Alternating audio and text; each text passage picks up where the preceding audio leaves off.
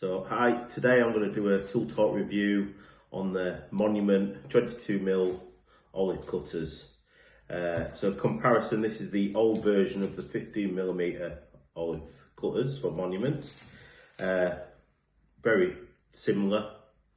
The difference being is that the cutters are replaceable, which is a good thing, though I've never had an issue with these blunting over the years that I've had them. Usual Monument quality, and yeah, so the work is in these two blades cut the olive without damaging the pipe as shown. Might have to use two hands on this because it's a glass olive.